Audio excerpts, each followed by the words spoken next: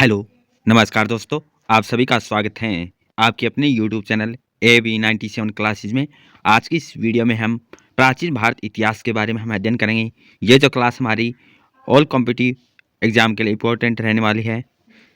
CTET, net, estate exam के लिए ये क्लास हमारी इम्पोर्टेंट रहेगी। शुरुआत करते हैं प्राचीन भारत इतिहास के स्रोत। अंग्रेजी शब्द हिस्ट्री, ग्रीक शब्द हिस्टोरिया से लिया गया है। जो हिस्ट्री शब्द है किस भाषा से लिया गया है? ग्रीक शब्द है। कौन सा शब्द है? एक जो अंग्रेजी शब्द हिस्ट्री है और ग्रीक शब्द क्या है? हिस्टोरिया, अनुसंधान से लिया गया इतिहास है। सर्वप्रथम इतिहास का उल्लेख हमें किस में मिलता है? अर्थवेद में इतिहास शब्द का उल्लेख मिलता है। जो इतिहास है स्टार्टिंग में जो इतिहास शब्द का उल्लेख हमें किस में मिलता है? अर्थ जो वेद है इसमें मिलता है। कितने वेद हुए? 4 वेद हुए, ऋग्वेद, यजुर्वेद, सामवेद और अथर्ववेद। अथर्ववेद जो है इसमें हमें किस शब्द का उल्लेख मिलता है? इतिहास शब्द का उल्लेख मिलता है। इतिहास क्यों? इतिहास को हम क्यों जानें? ये हमारा सबसे पहला जो क्वेश्चन रहेगा, इतिहास के बारे में हम क्यों जानें? जिस तरह तीर को दूर तक पहुंचाने के लिए धनुष की डोर को कान के पास पीछे तक खींचने के लिए अनिवार्य है, इसी प्रकार हमें वर्तमान और भविष्य को समझने के लिए हमें किसकी जरूरत पड़ेगी? इतिहास की। वर्तमान और भविष्य को समझने के लिए हमें किसकी जरूरत होगी? इतिहास की जरूरत होगी। और वर्तमान और भविष्य तक जानने तक वर्तमान और भविष्य और जो अतीत है उसके बारे में जानने के लिए हमें किनका जरूरत होगी? वो इतिहास में हमें उन स्रोतों की सोर्सों की जरूरत होगी जो हमें इस तक पहुंचाने का जो कार्य में करेंगे। तो वो हम आगे जानेंगे कि हम कैसे वर्तमान और जो भविष्य है और जो पीछे है जो अतीत है इसके बारे में हम अध्ययन करेंगे कि हम उनके बारे में जो आज का टाइम है और जो पीछे का जो टाइम था वो कैसा था, उसकी तुलना हम कैसे करेंगे। वो हमें इतिहास में सोर्स जो स्रोत होंगे, साहित्यिक स्रोत और पुरातात्विक स्रोत होंगे, उसके बारे में हमें पता चलेगा। तो इसमें है इतिहास को जानने के लिए हमें क्या है? वर्तमान और भविष्य को समझने के लिए इतिहास के अतीत का अध्ययन अनिवार्य है। किसका? अतीत का जो है अध्ययन करना जरूरी है। ये अतीत का अध्ययन करने के लिए हमें किन चीज़ों की ज़रूरत होगी? वो हमें ज़रूरत होगी साहित्यिक और पुरातात्विक सोर्स है जो स्रोत है उनकी ज़रूरत होगी। इतिहास की इसी महत्ता को देखते हुए कौटिल्य ने कहा है राजा को प्रतिदिन कुछ समय इतिहास श्रवण में लगाना चाहिए। जो है कौटिल्य ने कहा था ये शब्द कि राजा को प्रतिदिन कुछ समय इतिहास श्रवण में लगाना चाहिए। ई एच कार के अनुसार इतिहास अतीत और वर्तमान के बीच का अनवरत संबंध है। तो इतिहास है जो अतीत और वर्तमान के बीच जो है जो अनवरत संवाद है, ये किसने कहा? ई एच कार ने कहा। कौटिल्य ने क्या कि राजा को प्रतिदिन है इतिहास को श्रवण मतलब उसको लगाना चाहिए, ये बात कही। व्यूरी के अनुसार क्या? इतिहास विज्ञान है, न कम न ज़्यादा। इतिहास क्या है? इतिहास विज्ञान न तो कम है नहीं ज़्यादा। ये 3 बातें इतिहास के बारे में कही है। इतिहास को क्यों जाने? तो इसका हमारा जो अर्थ निकला है इतिहास के बारे में, इतिहास को जानने के लिए हमें जो वर्तमान है और भविष्य को जानने के लिए हमें अतीत के बारे में अध्ययन करना चाहिए कि पीछे है आज के टाइम और पीछे के टाइम कैसे लोग थे, कैसा कल्चर था, कैसे संस्कृति थी, कैसे लोग रहते थे। आज के घर और पीछे के घर है कैसे जो बर्तन औजारों में चेंज आया, उसके बारे में हम अतीत को जानने के लिए हमें कुछ स्रोतों की ज़रूरत होगी। वो स्रोत हमें क्या होंगे? साहित्यिक और पुरातात्विक स्रोत होंगे। उसके माध्यम से हम इतिहास का अध्ययन कर सकते हैं। और भारत का नामकरण कैसे हुआ? सबसे पहले यहाँ से क्वेश्चन बनता है भारत का नामकरण। तो भारत उपमहाद्वीप वास्तविक रूप से कैसा है? त्रिकोणाकार या धनुषाकृति आकार का है। भारतीय उपमहाद्वीप कैसा है? त्रिकोणाकार या धनुष आकृति का है। भारतवर्ष, ये भारत के नाम है। भारतवर्ष, जम्बूद्वीप, इंडिया, हिंदुस्तान, इन हमारे देश के विविध अलग अलग नाम हैं। क्या? भारतवर्ष भी है, जम्बूद्वीप भी है, इंडिया शब्द भी है, हिंदुस्तान शब्द भी है, इन हमारा देश, ये भी नाम भारत के लिए नाम से जाना जाता है। ये अलग अलग नाम है। इतिहास विदेशी सर्वप्रथम जो विदेशी आए हैं सबसे पहले कहाँ आए थे? सिंधु जो नदी है, सिंधु नदी के आसपास किनारे पर जो विदेशी आए थे उसके संपर्क में आए, इसलिए उन्हें पूरे देश को ही सिंधु या इंडस नाम से पुकारा। जो विदेशी आए हैं, विदेशी लोग जो कौन सी नदी के संपर्क में आए थे? सबसे पहले जो पश्चिम में जो है कौन सी नदी थी? सिंधु नदी थी। कौन सी नदी थी? सिंधु नदी। इस सिंधु नदी के आसपास जो इलाका था इसको विदेशियों ने क्या कहा? इंडस नाम से पुकारा। सिंधु है, सिंधु को क्या नाम कहते थे? इंडस। ये कैसा है? विदेशी शब्द था। और संस्कृत में इंडस को क्या कहते थे? सिंधु। तो ये शब्द है हमारा। सिंधु को इंडस किन्होंने कहा? विदेशियों ने कहा था। और इसका वर्णन हमें कक्षा NCERT 6 क्लास है इसमें प्रॉपर रूप से बताया गया है। जो यूनानी आए थे, यूनानियों ने इसको क्या कहा था? जो सिंधु नदी के आसपास को सिंधोस या इंदोस कहा था। परंतु इंडिया है जो शब्द इंडस से निकला है। इंडस को क्या कहा जाता है? सिंधु कहा जाता था। इंडस है सिंधु कहा जाता था। और जो यूनानी और जो ग्रीक आए थे, इन्होंने क्या कहा? इस सिंधु के इलाके को सिंधोस या इंदोस कहा था। भारतवर्ष, ये भी बात हमें एनसीईआरटी कक्षा 6 क्लास में मिलती है कि भारतवर्ष भरतों का देश है। जो भारतवर्ष है, ये जो जो सिंधु जो पश्चिमी इलाका है, पश्चिमी जो जितने भी इसमें समुदाय थे, उसके लिए भारतवर्ष है वो नाम रखा गया था। जो पश्चिमी जो क्षेत्र है, उसके पूरे जो समुदाय को क्या किस नाम से जाना जाता था? भारतवर्ष के नाम से जाना जाता था। भारत नामक एक प्राचीन राजवंश के नाम पर इस देश को भारतवर्ष कहा गया था। जो भारत है, हिंदुस्तान है, इसको भारतवर्ष कौन सा? जो सिंध ये जो पश्चिमी क्षेत्र था, इस पूरे पश्चिमी क्षेत्र को क्या कहा जाता था?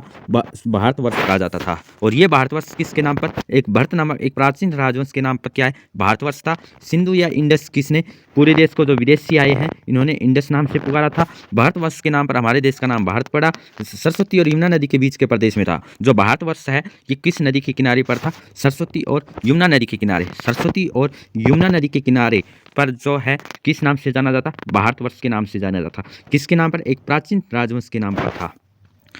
जैन धर्म के अनुसार, जैन धर्म के अनुसार प्रथम तीर्थकर ऋषभदेव के पुत्र जैन तीर्थकर है। जैन धर्म के अनुसार 24 तीर्थकर हुए हैं जैन धर्म में। जो पहले तीर्थकर कौन है? ऋषभदेव के पुत्र सम्राट भरत के नाम पर देश का नाम भारत पड़ा। तो हमने देखा भारतवर्ष है, भरत नामक एक राजवंश था, उसके नाम पर भारत राजवंश पड़ा है।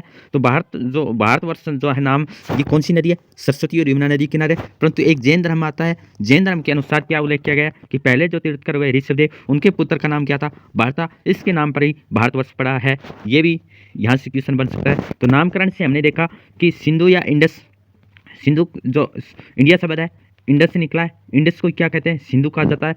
फिर है भारतवर्ष, जो सरस्वती और यमुना नदी के किनारे था। ये बात हमने देखी। परंतु जैन धर्म कहते हैं कि ऋषभदेव के पुत्र भारत के नाम पर भारतवर्ष पड़ा है।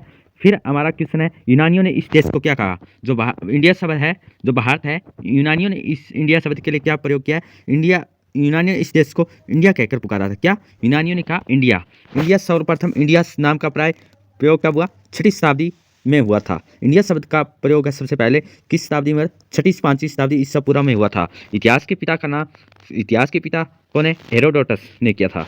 इंडिया शब्द है 6वीं से 5वीं शताब्दी में किन्होंने? हेरोडोटस, जो इतिहास के पिता है, इन्होंने इस नाम को पुकारा था। इंडिया शब्द के लिए जो नाम है, जो इंडस है, इंडस को क्या कहते हैं? इंडस से ही सिंधु शब्द निकला है यूनानियों ने, और इससे सिंधोस और इंदोस का। भारतवर्ष है, भारत प्राचीन राजवंश के नाम पर भारतवर्ष पड़ा। जैन धर्म बताता है कि इसमें ऋषभदेव है, उसके नामकरण के कारण, उसके पुत्र के कारण इसका नाम पड़ा था। इंडिया शब्द का प्रयोग हमें कब मिलता है? 5वीं से 6वीं शताब्दी मिलता है। और कौन? हेरोडोटस ने किया था। इंडिया शब्द का प्रयोग हेरोडोटस ने किया, परंतु इंडिया शब्द का प्रयोग मैक्सनीज ने भी किया था। किसने किया? जो मैक्सनीज है, इसने भी इंडिया शब्द का प्रयोग किया था। तो किसने किया है? हेरोडोटस ने भी किया है, और मैक्सनीज ने भी इंडिया शब्द का प्रयोग किया है। हेरोडोटस द्वारा वर्णित इंडिया में केवल सिंधु और उसके डेल्टा क्षेत्र का ही बोध है। क्या है? क्वेश्चन आ जाएगा कि इंडिया शब्द का प्रयोग हेरोडोटस और मैक्सनीज ने किया था। क्या स्टेटमेंट हमारी सही है? स्टेटमेंट है वो बिल्कुल हमारी सही है। फिर स्टेटमेंट बनेगी कि हेरोडोटस के अनुसार जो इंडिया है केवल क्या पूरे क्षेत्र तक था? नहीं, केवल सिंधु और उसके डेल्टा क्षेत्र तक ही हमें बोध करवाता है। जो इंडिया शब्द है, हेरोडोटस ने जो प्रयोग किया, केवल सिंधु का जो क्षेत्र है और जो डेल्टा का जो क्षेत्र है, वहीं तक ही उसको वर्णन किया गया है।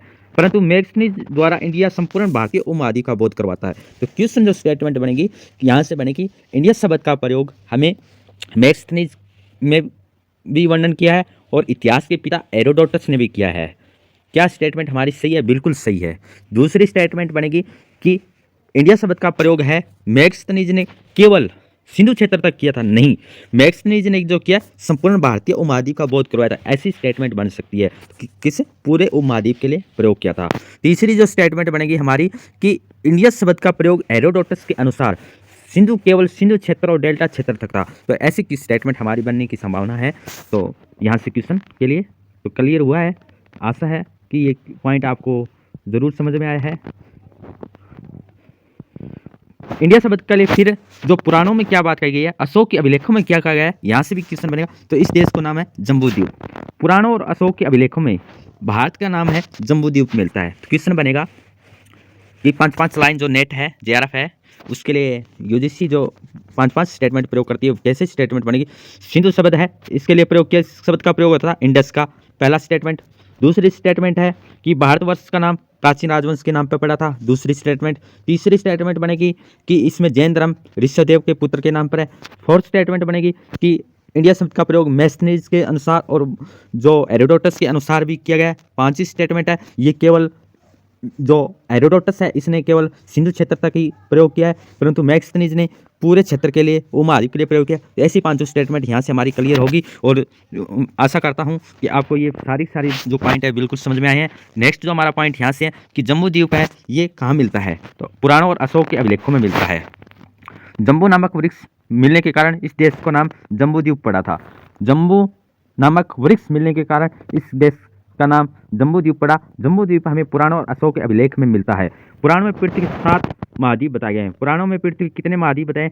7 महाद्वीप बताए गए, जिनमें से एक क्या था? जम्बू द्वीप महाद्वीप भी था। तो क्या स्टेटमेंट द्वारा रिवीजन करते हैं? सिंधु इंडस को क्या कहा जाता था? इंडस है, इसको सिंधु कहा जाता था।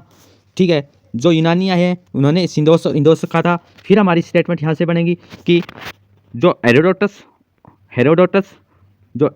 है, इनके अकॉर्डिंग सिंधु क्षेत्र तक ही इसका वर्णन मिलता है। मैक्सनीज पूरे उपमहाद्वीप के लिए प्रयोग किया गया है। जम्बू द्वीप है, ये हमें जम्बू वृक्ष के मिलने के कारण इसका नाम जम्बू द्वीप है। जम्बू द्वीप पुराणों में भी 7 महाद्वीप थे, जिनमें से एक जम्बू द्वीप था और पुराणों और अशोक के अभिलेख में जम्बू द्वीप का नाम हमें मिलता है। तो ये हमारे पॉइंट थे इस नामकरण से। फिर हमारा है क्वेश्चन नेक्स्ट, चीनियों ने भारत को क्या कहा? चीनियों ने भारत को यून तू कहा था। क्या? यिन तू कहा था चीनियों ने। सर्वप्रथम जांकियान या चांकियन ने सेंधु शब्द का प्रयोग किया था। सेन है दू, मतलब सिंधु तो सिंधोस तो पहले ही प्रयोग हो रहा था, और इन्होंने क्या कहा? सेंधु शब्द का प्रयोग किया था। वास्तव में सिंधु नदी का नाम चीनी रूप था। सिंधु नदी का चीनी रूप नाम क्या? सेंधु था। ह्वेनसांग ने भारत को क्या कहा? यिन तू कहकर पुकारा था। क्वेश्चन यहाँ से स्टेटमेंट बनेगी, चीनियों ने क्या कहा? यिन तू। सर्वप्रथम जो जाकियान है इन्होंने क्या कहा? चांकियान या जांकियान ने कहा सेंधु। किसके लिए? सिंधु शब्द के लिए भी है। ह्वेनसांग ने क्या? यिन तू कहा था।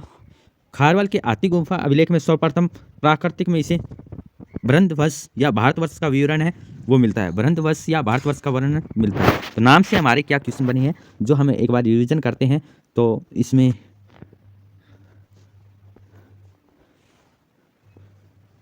देखो, इसमें जो हमारा क्वेश्चन बनेगा कि सबसे पहले जो हमारा क्वेश्चन बनेगा कि जो इंडस शब्द है, कौन सा शब्द? इंडस शब्द। इंडस शब्द है, इसके लिए प्रयोग क्या हुआ है? सिंधु। सिंधु इंडस शब्द के लिए प्रयोग हुआ है, पहला पॉइंट। दूसरा पॉइंट हमारा पड़ेगा, ये नाम है कि जो यूनानी आए हैं, यूनानियों ने इन्होंने क्या कहा? सिंधोस और हिंदोस कहा है। सिंधोस और हिंदोस कहा था। फिर हमारा तीसरा जो पॉइंट यहाँ से बनेगा वो पॉइंट बनने वाला है कि भारतवर्ष है, ये नाम भारत के नाम पर भारतवर्ष पड़ा है। कौन से इलाका? जो पश्चिमी क्षेत्र है, सिंधु का जो पश्चिमी जो क्षेत्र है उसके लिए है भारतवर्ष। और इसके बारे में जैन धर्म के पहले जो तीर्थकर हुए हैं, कौन पहले तीर्थकर हुए हैं? कौन? ऋषभदेव के पुत्र भरत के नाम पर इसका नाम पड़ता है।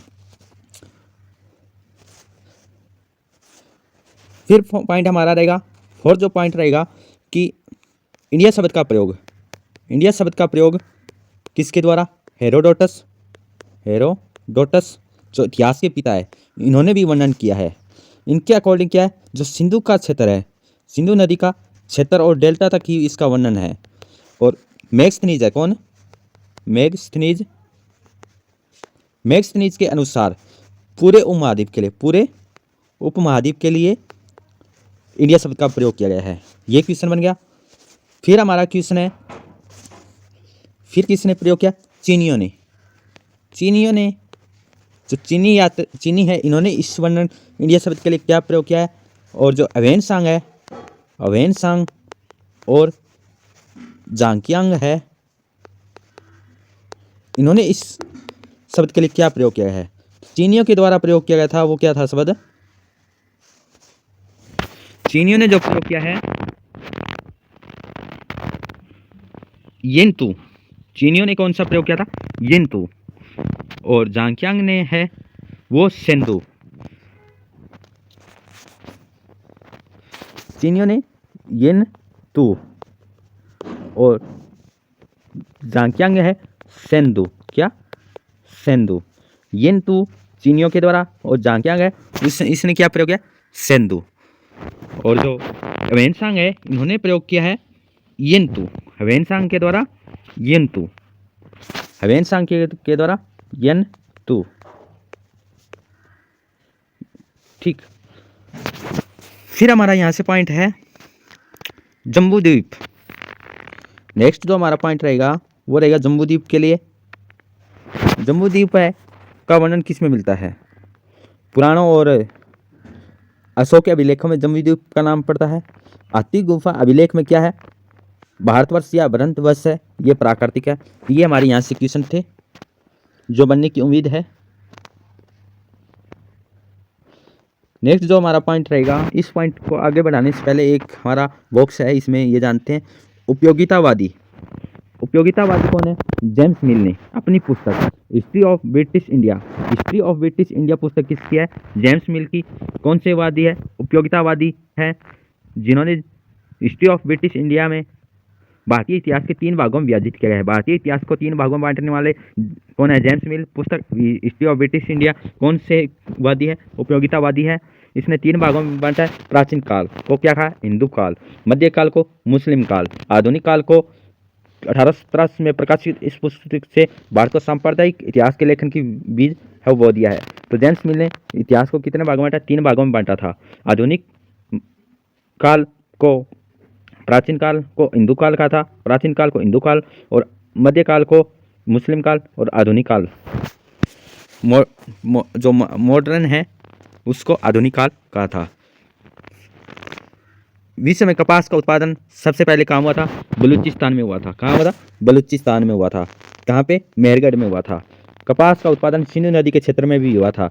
मेसोपोटामिया के लोगों ने कपास के लिए सिंधु शब्द का प्रयोग किया था। यूनानियों ने इसे क्या? सिंडन या सिंदोस या इंदोस का था, और सिंधु का ही यूनानी रूपांतर है। हिंदुइज्म शब्द का सबसे पहले प्रयोग राजा राजाराम मोहन राय ने किया था। हिंदुइज्म शब्द का प्रयोग सबसे पहले किसने किया? राजा राम मोहन राय ने 1816-17 में किया। हिंदू शब्द सिंधु नदी के नाम पर ही प्रचलित है। हिंदू शब्द किस लिए, किसके नाम पर? सिंधु नदी के नाम पर है। सिंडस जो सिंडन या सिंदोस या इंदोस, इन्होंने यूनानियों ने ही सिंधु के लिए प्रयोग किया था। यह बॉक्स हमारा। नेक्स्ट पॉइंट है एक प्रदेश के रूप में सबसे पहले भारत का वर्णन पाणिनि की अष्टध्यायी में भी है। तो किस किस में मिला है? देश का नाम अशोक के अभिलेख में भी है, पुराणों में भी अशोक के अभिलेख का नाम है, चीनी यात्री ह्वेनसांग ने भी किया है, यूनानियों ने भी इसका नाम का वर्णन किया है। पाणिनि की अष्टध्यायी इसमें भी हमें इस प्रदेश के लिए नाम पड़ता है। मनुस्मृति और भागवत पुराण में भी भारत का नाम है। मनुस्मृति और भागवत में भी है भारत का नाम है, वो है क्या? देव निर्मित प्रदेश कहा गया है। जो मनुस्मृति और भागवत में जो इस देश के लिए प्रयोग है वो किस नाम से हुआ है? देव निर्मित। देव से निर्मित इस देश का नाम मनुस्मृति और भागवत पुराण में भी है। पुराणों में क्या है? जम्बूद्वीप है। भागवत पुराण और मनुस्मृति में इस देश को क्या कहा है? देव निर्मित भी कहा गया है। एक है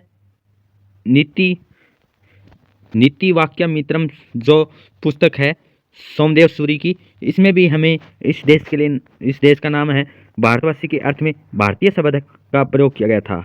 क्या है? भारतीय शब्द का प्रयोग है भारत के लिए किस पुस्तक में है? वो है नीति वाक्यमित्रम।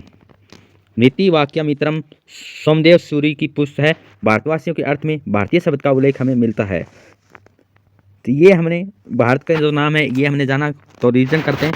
भारत का प्रयोग जो यूनानियों ने किस लिए? सिंडन, सिंडोस, इंदोस, सिंधु नदी के इलाके के लिए प्रयोग किया था। फिर है इंडिया शब्द का प्रयोग हमें, इंडिया शब्द का प्रयोग यूनानियों ने तो किया ही था, इंडस से निकला है, सिंधु कहते हैं। हेरोडोटस और मैक्सनीज के बारे में हमने पढ़ा। मैक्सनीज है पूर्वी उपमहाद्वीप के लिए, और हेरोडोटस है सिंधु क्षेत्र तक। जम्बूद्वीप पुराण और अशोकों में मिलता है। भारतवर्ष है पश्चिमी क्षेत्र सिंधु नदी, इसके लिए एक सभ्यता के लिए प्रयोग किया था। और जैन धर्म के अनुसार इसको जो पहले तीर्थंकरी शब्द है उसके पुत्र के नाम पर भी है। जम्बूद्वीप के हमने बारे में चर्चा की। फिर हमने इसके बारे में जो चर्चा की पुराण और अशोक के अभिलेखों में भी है। फिर ह्वेनसांग ने इसको क्या कहा, चीनी यात्रियों ने क्या कहा, और सेंधु किसने प्रयोग किया, ये हमने देखा इसके बारे में। फिर हमारा है कि जो पाणिनि की अष्टध्यायी में इसका नाम मिला है, भारत का वर्णन है। भागवत पुराण और मनुस्मृति में देव निर्मित शब्द प्रयोग किया गया है। सोमदेव सूरी की जो नीति वाक्यामित्रम है, इसमें भारतीय शब्द का उल्लेख मिलता है। हिंदुस्तान के बारे में हम नेक्स्ट क्लास में अध्ययन कराएंगे। तो आज की सेशन को हम यहीं विराम करते हैं। आशा करता हूँ कि आपको ये क्लास अच्छी लगी है, प्रॉपर रूप से आपको समझ में आया है। नहीं समझ में आया तो कमेंट सेक्शन में ज़रूर बताइए। Thank you all of you. जय हिंद, जय भारत।